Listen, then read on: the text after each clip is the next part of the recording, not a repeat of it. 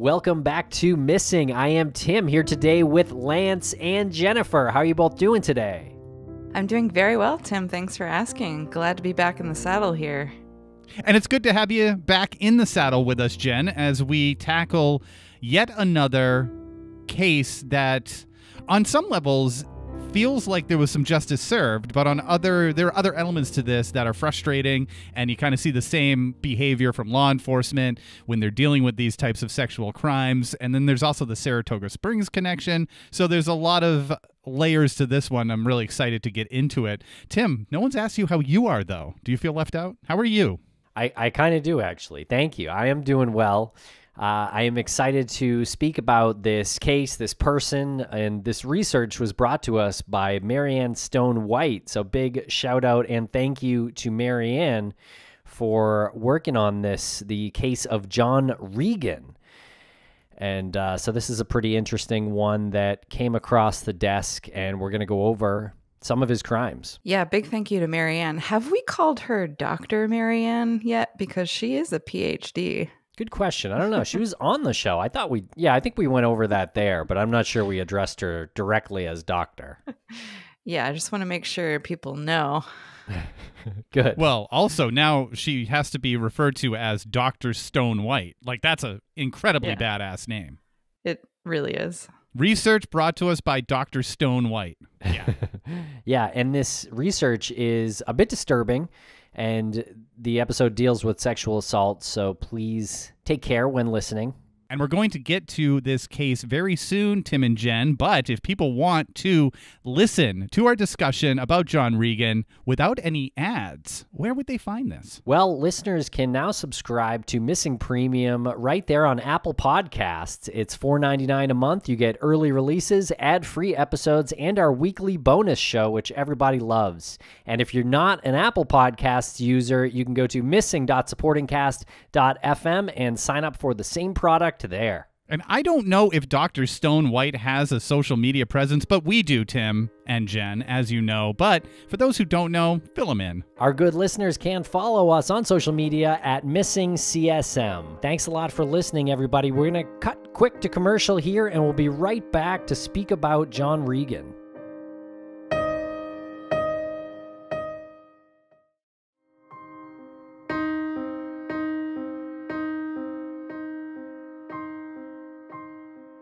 So first we're going to go through the story of Donna Palomba. On September 10th, 1993, Donna suffered a violent attack. She writes, quote, "I wish to share with you a series of events that have greatly impacted my life from September 1993 to the present day. The events will take you through the horror of a violent crime, a flawed and corrupt system, brilliant detective work, and the power of DNA. More importantly, it is a story of hope and perseverance, and bears witness to the fact that good will ultimately triumph over evil." End quote. And that quote comes from Donna's website, janedoeknomore.org, and there'll be a link to that in the show notes. There's a lot of interesting information in there and additional information in there. But to get to her attack, so on the evening of September 10th, 1993, Donna and her two children arrived home after attending a concert and getting some pizza. Donna's husband, John, for the first time in 12 years, was away in Colorado for a friend's wedding. That's crazy that they've been married for so long, and this was the first time in 12 years that he had been away from home. And after the children went to bed, and Donna also went to bed later that night, a masked man carrying a knife and a gun entered Donna's Waterbury, Connecticut home in the quiet, overlooked section of the city. Donna says she awoke to the sounds of footsteps, and before she could fully process what was happening, a shadowy figure loomed over her bed. And the following here is Donna's own words, the account of that attack. So this is a direct quote from Donna's website that we mentioned earlier. Quote, "Before I could do anything, the intruder jumped me. A struggle ensued. I fought and screamed, and he quickly covered my mouth. I bit his gloved hand. He wrenched my arm behind my back and warned that if I didn't cooperate, I would get hurt.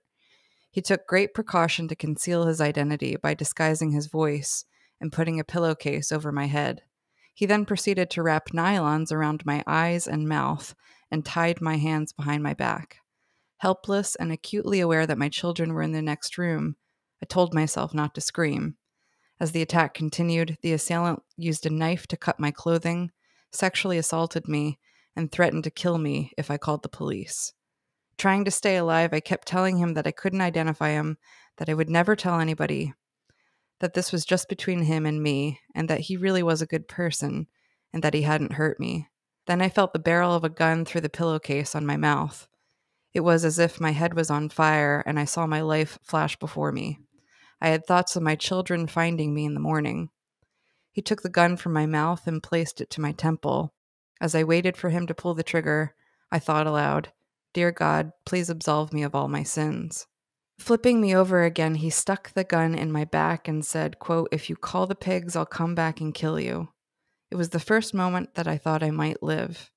I heard him walk down the wood stairs and close the front door behind him. Then, silence. I momentarily lay there in complete shock, incredibly grateful to be alive, then wriggled free from the ties that bound my hands and ran hurriedly to each of my children's rooms. Amazingly, both were still sleeping soundly. I knelt down and sobbed. End quote. Wow, what a harrowing story. It's so terrifying. When you hear this, that she was alone for the first time in 12 years after her husband went to Colorado to a friend's wedding, what's your thoughts on that? Where did your head go? Like, this person was watching for a while or knew that she would be alone? I mean, what are the odds, right? Yeah, no, that's exactly where my head went, that it was someone who knew that her husband wasn't going to be around. Or knew her. Sure. Had been introduced before, potentially. And when the incident was over, Donna tried to call the police, but realized the phone lines had been cut. She ran to a neighbor's home for help. The neighbor, a man named Cliff, dialed 911 and handed the phone to Donna. Cliff ran down to the basement and grabbed an axe, and then went back to Donna's house to collect the children. And when authorities arrived, Donna described the crime scene, her home, as having been trampled on. People went up and down the stairs, in and out of the rooms. Windows and doors were opened. A forensics team was never dispatched to process the house. No fingerprints or photographs were ever taken. The crime rocked the Overlook community and divided police. And at the time of the crime, some officers accused Palomba of lying and threatened to arrest her. So to provide a little bit of color to the events that happened right after the attack, after she had gone to her neighbor Cliff's home, according to her website, she had waited there until she couldn't take it anymore, even though he had told her that she has to stay where she was. Like, he left with the axe to go check out the house, not knowing if the perpetrator was still in the house, knowing that this person has a weapon as well. He takes his axe over there, and Donna, is in Cliff's house, goes into the kitchen and gets herself a knife and then heads over to her house. That's when she saw all of the people there going through it, what she was calling like trampling the house. It's pretty incredible. I mean, I can't even imagine the anxiety she must have been going through after watching your neighbor run out of his own house into your house, not knowing if that person's still there with a gun. Your children are in there. He's going in there with an axe out of the blue in the middle of the night. Yeah, it's completely harrowing. And I think she had mentioned she stayed on the phone with 911 until officers arrived. And still after that point, she just was still, I imagine, in a state of shock and was like, I got to go get my kids. Like, I don't know what's going on, even though it was against probably the orders of the 911 operator. They probably wouldn't want the victim going back into a house where danger might exist. But just speaks to Donna's fighting spirit and her care and concern and love for her children. Yeah, and it would ultimately take 11 years to find her attacker. But in the meantime, Donna was also taken in for questioning, right? Yeah, absolutely. I mean, it's unbelievable, but police took Donna into an interrogation room and actually Mirandized her and threatened to arrest her if she didn't recant her story. They thought she was lying. I'm sure a lot of our listeners, the majority of our listeners, know what to be Mirandized means. But for those who don't, that means you are informed of your rights. Like your right to an attorney, your right to remain silent. Right. Like what is that though? Because they're not bringing any charges against her. Was that just merely to intimidate her? Like, this is happening, lady. You better, fess up. Sounds like it. It's kind of like bullying. Yeah. Mm-hmm. What train of thought was this? I don't know. It seems like some officers believed that the evidence in the house didn't really align with Donna's story, but I don't really know the specifics of that or why they thought Donna was lying. Well, you know that Donna, always waiting until her husband leaves for the first time in 12 years to come up with a remarkable story about being sexually assaulted in her home in the middle of the night. It's only a matter of time. Yeah, I mean, it just speaks to, the state of things in the early 90s. Like, if women came forward with stories of sexual assault, automatically they're not believed, or like, oh, we got to get the other side of the story, which, I mean, sure, I suppose it does happen, but like, I don't know. To jump right from hearing that harrowing tale to you're lying is incredible to me. Well, thank goodness that is not the case today in 2023. Hashtag me too. Some sarcasm there. Yeah, a bit. And in 2004, a man named John Regan was arrested by police on an unlawful restraint charge for attempting to sexually assault a 21-year-old female co-worker.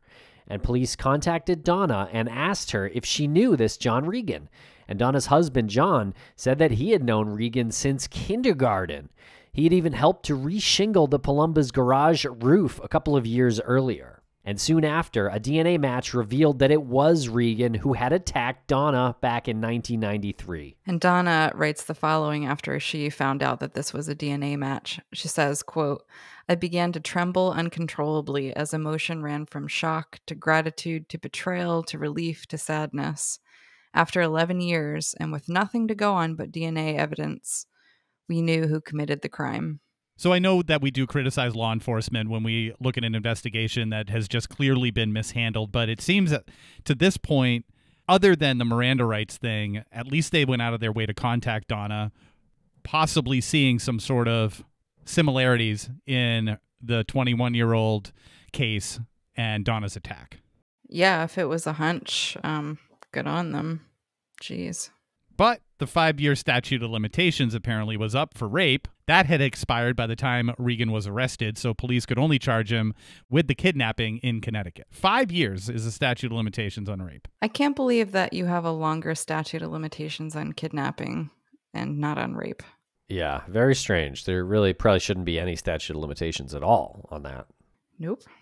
And then 1 year later, while out on $350,000 bond for his crimes in Connecticut, Regan was arrested again, this time on October 31st, 2005 in Saratoga Springs, New York, when he tried to shove a then 17-year-old cross-country star into a van with a tarp, noose, syringe, shovel, sedatives, and photography equipment, all while inside her high school parking lot as she was leaving practice.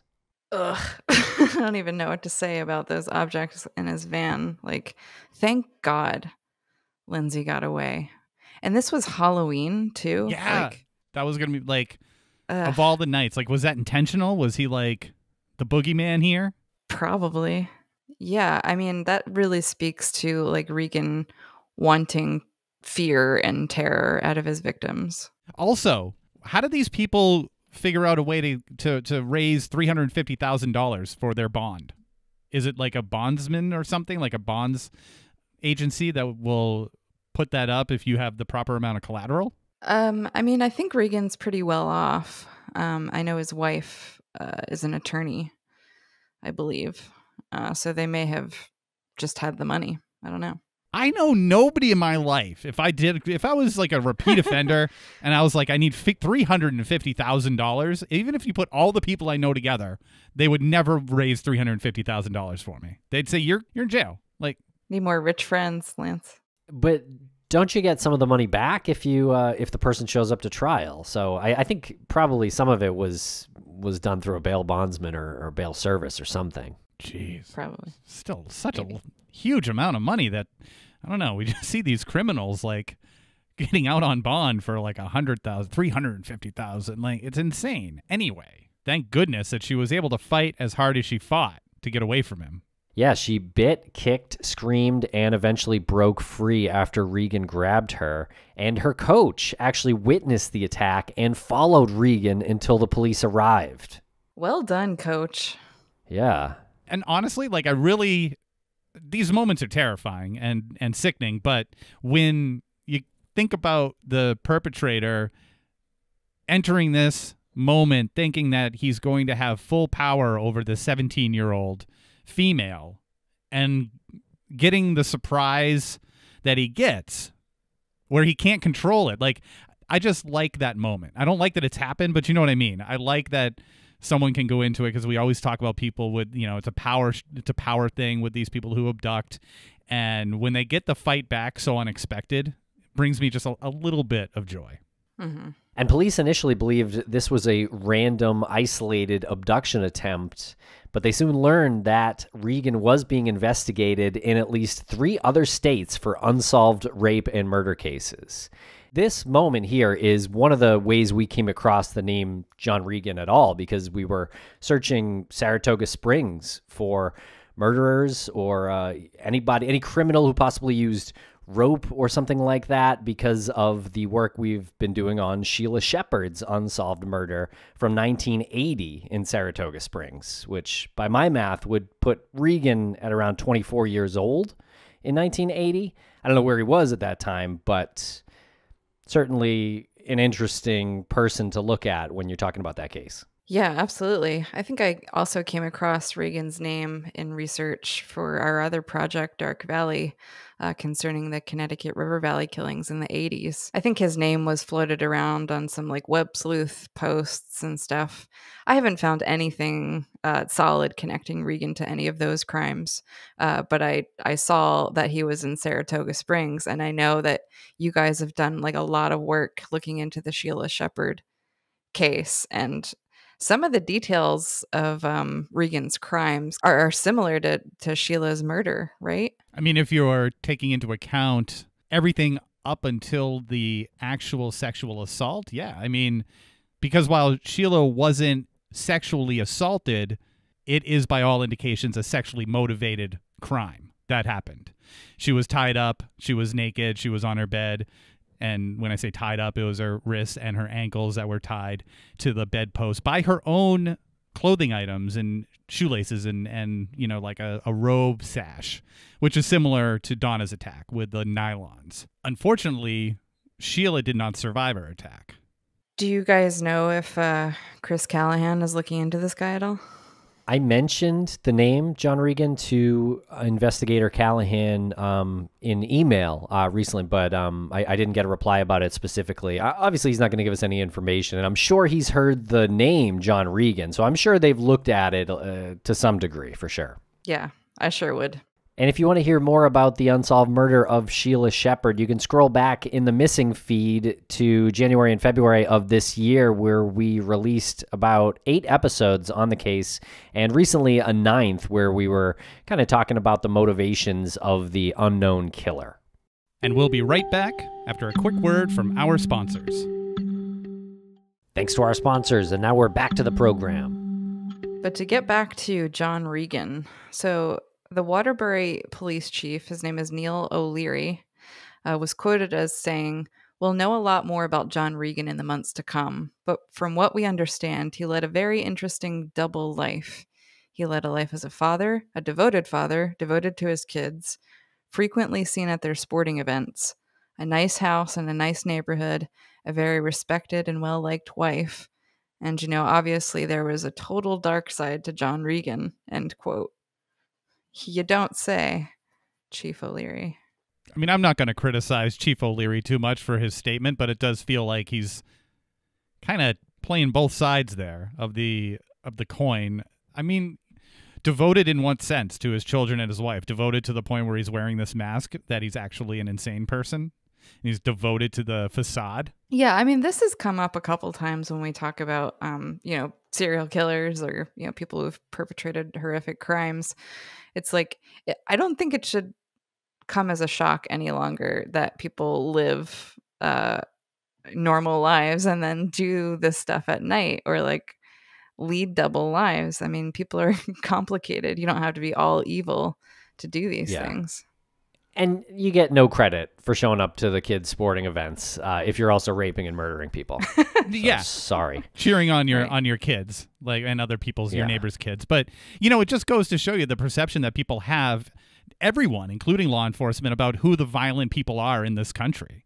And it's not the person in the nice home with the nice job and the nice car and goes to sporting events and has kids and a wife. It's always that person.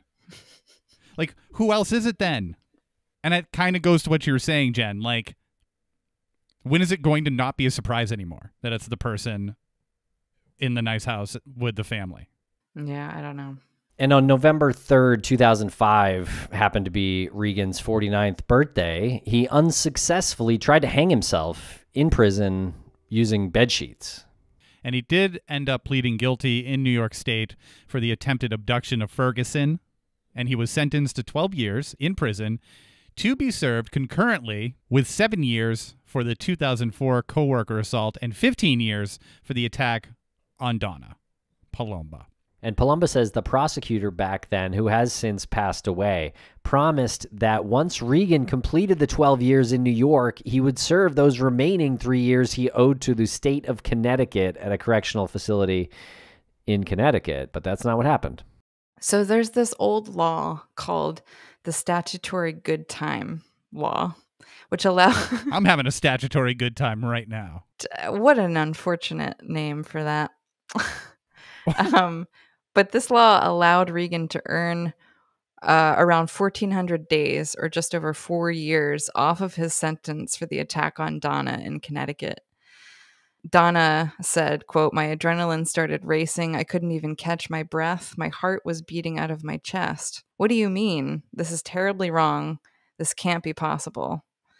I can't imagine what Donna was going through when she learned that her attacker was yet again free. I definitely want to talk about this statutory good time, old law. Mm-hmm. But I want to clear up the 5-year passing of the statute of limitations on this crime is the reason why he was serving those sentences concurrently is because that 5-year statute of limitations was up. I don't think it has anything to do with the rape charges, the statute of I think it's just the name of the law. No. Oh, I'm sorry. I'm not connecting it to that law. Oh. I'm actually going back to ask, how was he charged and serving time for the crime when the statute of limitations was up? They charged him with kidnapping, I believe. So whatever he did to Donna, aside from the sexual assault, there was no statute of limitations on? Apparently. Or it was a longer statute of limitations? Like breaking and entering? Yeah, I mean, it seems like kidnapping doesn't have a statute of limitations like rape does for some reason. I don't know about the statute of limitations on kidnapping, but they definitely changed the law about sex abuse cases. So moving back into the statutory good time law that Connecticut had, the old law that Connecticut had, he earned over almost 1,500 days, over 4 years off of his sentence. Yeah. And because of this statutory good time law, Regan had fulfilled his Connecticut sentence as of August 21st, 2017. His New York sentence, on the other hand, was to be completed in late October of that same year. So Donna at the time said the following: "It's just another punch in the gut. It's just re-victimization. I cannot imagine how a serial offender who's harming human beings with serious offenses could qualify for something called statutory good time. The name alone is nauseating." End quote.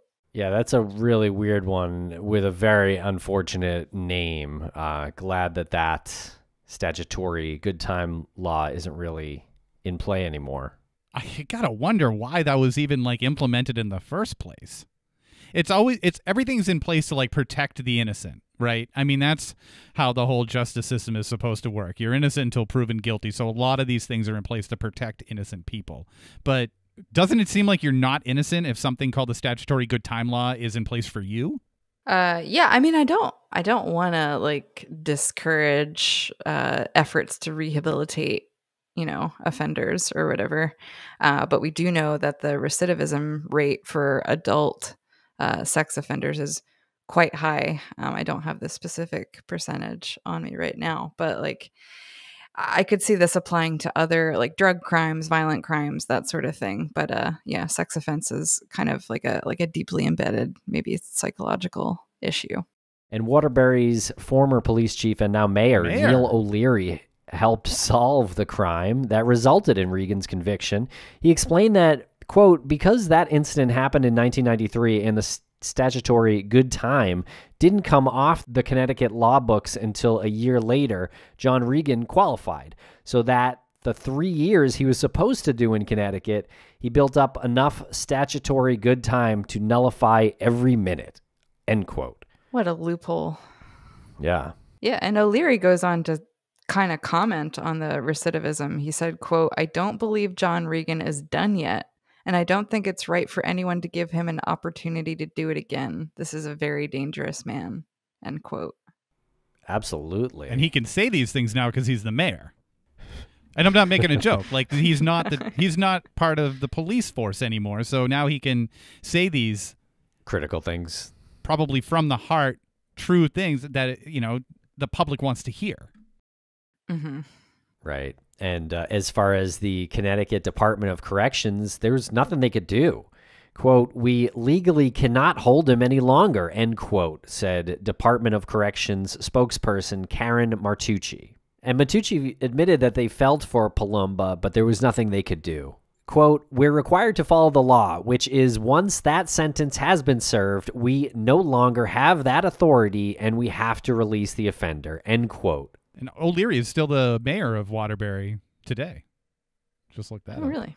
Yeah. So he must be doing a pretty decent job. The current state's attorney in Waterbury released a statement about Regan's case, saying John Regan was sentenced to a term of 15 years imprisonment in 2006. This sentence was ordered to run concurrent to a sentence he was serving in the state of New York. Several years ago, the Waterbury State's Attorney Office had lodged a detainer with New York authorities requesting that Regan be transferred to the custody of the Connecticut Department of Corrections when he was released from New York custody. After being informed that Regan was about to be released to New York parole, this office began the process of making arrangements to bring Regan back to the state of Connecticut. At this point, it was determined that due to the accrued time, Regan was actually scheduled to complete his Connecticut sentence on August 21st, 2017. These early release credits are established by Connecticut law. The statute must be applied and is calculated by the Department of Corrections. That's the official statement from the state's attorney in Waterbury. So a solid recap. And at the end of October, John Regan was set to be released into the custody of the New York State Department of Corrections and Community Supervision Board of Parole and would likely transition into a halfway house in upstate New York. Now, obviously, it was unclear whether John Regan would return to Connecticut, but officials at the Department of Corrections in Connecticut stated that Regan would be required to register, obviously, as a sex offender and would have to do so for the rest of his life. And on October 26, 2017, just days before Regan's 12-year sentence was to expire, the Department of Corrections received a New York State Supreme Court order to keep the inmate in custody. Thank God. I'm assuming this is the Department of Corrections we've been speaking of in Connecticut, receiving a New York State Supreme Court order. Right. Wow. Yeah, because he's still held in Connecticut at the time. Right. Yeah. So apparently when inmates who are required to register as sex offenders upon release are 120 days away from the end of their criminal sentence, the State Office of Mental Health and State Attorney General's Office are notified and then given the opportunity to arrange a psychiatric exam. The agencies then give a recommendation on whether the inmate requires civil management, which could mean strict supervision and treatment in the community or confinement to a psychiatric facility. And Gary Greenberg, who worked with the State Attorney General's office, said his office was bombarded with calls in the days leading up to Regan's scheduled release. The day before he was being released, Greenberg pressed the AG's office for an answer, writing in an email, quote, "Is he being released or what? The public is concerned and has a right to know," end quote. Yeah, I'll say. Good for you. Yeah, I wonder if Donna had any hand in kind of mobilizing people to call the AG's office. I would imagine. I would bet, right? Yeah. Mm-hmm. Yeah, she's done a healthy amount of advocating and, with her website and I'm sure speaking engagements and more. Mm-hmm. But well done in putting forth emails. I mean, that stuff works. Mm-hmm. I love how direct it is. Is he being released or what? Like, come on. Yeah. And we'll be right back after a quick word from our sponsors. Thanks to our sponsors, and now we're back to the program. So the news finally broke at 5 p.m. that day that Regan would not be set free. Greenberg said he was, quote, surprised they waited so long, but was very satisfied with the results. Yeah, I mean, that was kind of the 11th hour. Maybe they were just doing it to play like cat and mouse with Regan. Like, this will be good for the movie. Yeah, exactly. This is perfect for the movie. And Greenberg concluded by saying he's a very dangerous felon and the likes of him should never see the light of day. Agreed. And Donna Palomba was put through hell, but her case helped change Connecticut law by eliminating the statute of limitations on sexual assaults that are later solved with DNA evidence. Her story even aired on an episode of Dateline NBC in 2007 when she, for the first time ever, revealed that she was a rape survivor. And Palomba founded Jane Doe No More, an organization for sexual assault survivors, and is sounding the alarm for Connecticut. She said, quote, "This fuels me even more. I am not going away, and neither is Jane Doe No More," end quote. That is still bullshit. Stop it. Just remove the entire statute of limitations. Instead of the statute of limitations is removed if the crimes are later solved with DNA evidence. Do you know how much work you have to put in? We know this, how much work needs to be put into solving a case with DNA evidence. Like, at some point, that becomes, like, in some people's minds, maybe it wasn't even rape. You know, like, how long does that have to happen before some people will start to think, like, well, maybe that wasn't rape? And I'm not trying to be crass about it, but this is such like a gray, like, it's a victory, but it's kind of a hollow victory in my eyes. Well, isn't that how the statute of limitations got into place in the first place? Like by men? Yeah. So men could rape their wives and not be not suffer any repercussions. Not necessarily just their wives, but yeah. I mean, all women. Yeah. Other people's wives too. Or just regular women without husbands. Sure. I think the statute of limitations needs a lot of like revision across this nation. But it's like, on the note, like, DNA has become in people's minds like the only way to solve a crime. But if you outline the statute of limitations for rape cases in this way, you're eliminating every other avenue of investigation. You're eliminating a confession, a change of heart, other evidence, testimony, you know, all those things. Right. Mm-hmm. Imagine this. Imagine if the 17-year-old potential abduction victim on Halloween by Regan was actually abducted and her coach didn't see anything and she wasn't able to fight this guy off. What's happening to her? Is she actually going to survive this? Is he going to let her go after he sexually assaults her? Yeah. No, my guess is she'd be missing today. Yep. Absolutely. Yeah. And even if she did survive, like, who knows if he would have been prosecuted for that crime. Yep. A lot of potential butterfly effects didn't happen that I didn't really realize until we were going over it, the three of us together now. When you look at the research documents, you're reading them and you're trying to process them and you're looking up as much as you can that you don't know. But when you kind of talk it through, like, there was so many things here that could have just gone the wrong way. And we wouldn't even be talking about John Regan because we wouldn't even know that this guy exists. But we would know that there's a missing 17-year-old. And detectives continue to look at other unsolved crimes and are reviewing Regan's business trips to Sturbridge, Massachusetts, to see whether or not he was in nearby Warren when the 16-year-old lifeguard Molly Bish disappeared on June 27th, 2000. Wow. Yeah. I mean, that's a case we've talked about at length. And it's a pretty well-known case as well. It is. They did name a person of interest who was not John Regan. It was a guy named Frank Sumner. And that was news that broke a couple of years ago. So I'm not sure, I would say he's probably not responsible for Molly Bish, but definitely a likely suspect for other cases.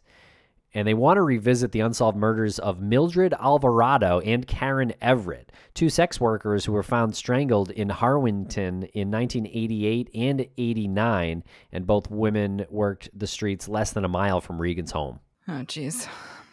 This year marked the 25th anniversary of the disappearance of Suzanne Lyle. The Cold Case Analysis Center has focused their investigation on more people than just her family and friends. They say that they have, quote, widened the proverbial net to 3 strangers revolving around her case. Number 1 is a guy called the Nike Man, seen at the convenience store where Susie's ATM card was used the day after she was last seen. 2, they've discussed the life and crimes of serial killer Israel Keyes and the various connections he has to Susie's case. And 3, the last stranger they've narrowed in on is John Regan. Susie's hometown of Ballston Spa is just a short drive to Saratoga Springs, where Regan attempted to kidnap the high school student. And shout out to Doctors Christina Lane and Chris Kunkel of the Cold Case Analysis Center, who we met and did a panel with a couple years ago in Saratoga Springs. And we even met Suzanne Lyall's mom that evening. And I believe we stayed in Ballston Spa during our trip to Saratoga Springs. So yeah, we're pretty familiar with that area. So where is John Regan now? Well, John Regan finished his sentence in New York at the end of October in 2017 and is currently being held under New York's Sex Offender Civil Management Law. The Sex Offender Management and Treatment Act went into effect in New York State in 2007 to enhance public safety by providing for the civil management of serial sex offenders when their criminal sentence ends. Just want to talk real briefly about that. I have mixed feelings about this. It's like, what system of checks and balances are in place to reincarcerate someone after they've already done their time as decided by a jury, you know? But I also think that it's probably best for sex offenders in particular to remain under the watchful eye of, therapists and, probation officers, maybe. I don't know. Definitely. Doesn't that feel like a huge undertaking? That's a lot. Yeah. A lot of sex offenders. There are. And I think there's a wide spectrum of sex crimes, too. Yes. Mm-hmm. Yeah, absolutely. But there was a trial that was held in November of 2021, and a jury found that Regan has a mental abnormality relating to his sexual crimes and is likely to reoffend if he were to be released. In a written decision on November 28th, 2022, the judge required Regan to be confined to a secure treatment facility in New York State where he can receive treatment. A mental abnormality. That's what you yeah, said. what? You don't say. Wow. They needed a trial. That's good, though. I'm glad Yeah. that there's some kind of deliberation process on, taking away someone's freedom. Yeah, absolutely. I mean, I'm glad we look at him and say this is someone who will likely reoffend instead of just saying, well, he served his time. There he goes, out on the street again. Yeah, absolutely. And 20 states and the District of Columbia currently have laws permitting the civil commitment of sex offenders. And State Senator Len Suzio and State Rep Dr. Bill Pettit are working to do more for victims like Donna Palomba. While the statutory good time law is gone, the state does have a program called Risk Reduction Earned Credit, where offenders can still earn some time off their sentences depending on the type of crime. Under the law, and depending on what level of an offender one is, convicts in the state of Connecticut can earn 3, 4, or 5 days each month as an earned credit off their total sentence. I don't not totally disagree with that. I think it's good to look individually Yeah. at each offender, and because it's a totally different kind of motivation and I don't know, maybe psychological issues that propel someone to keep recommitting the same type of crime. So it's like if you're in there for like grand larceny or something, it's not the same as a like habitual rapist, Yeah. Yeah. And depending on how much rehabilitation you go through and depending on the length of your sentence and depending on even if you qualify for this, it doesn't say you automatically are entered into this, right? This risk reduction earned credit program. Offenders can still qualify for it, I'm assuming. That you don't just get it when you are admitted into prison. Yeah. I mean, it seems the Senator Suzio thinks kind of similarly. The senator said, quote, crimes like this shouldn't be eligible for any form of early release credits, which I agree with if we're talking about serial rape and abduction. On the other hand, the state rep, Dr. Petit, said, quote, "Too much emphasis on the criminals and not enough on victims. I think it's critical for the legislature and specifically the Judiciary Committee to make sure they get input on these changes and statutes." End quote. Well done, sir. Mm-hmm. Well, it seems like John Regan is being kept off the streets at this time. I hope that continues, and if it's possible for rehabilitation, I also wish for that. And for more information on Donna's nonprofit, Jane Doe No More, visit janedoenomore.org. There's some resources on there if you are a sexual assault survivor or if you want to help Donna in her mission to alleviate this nationwide problem.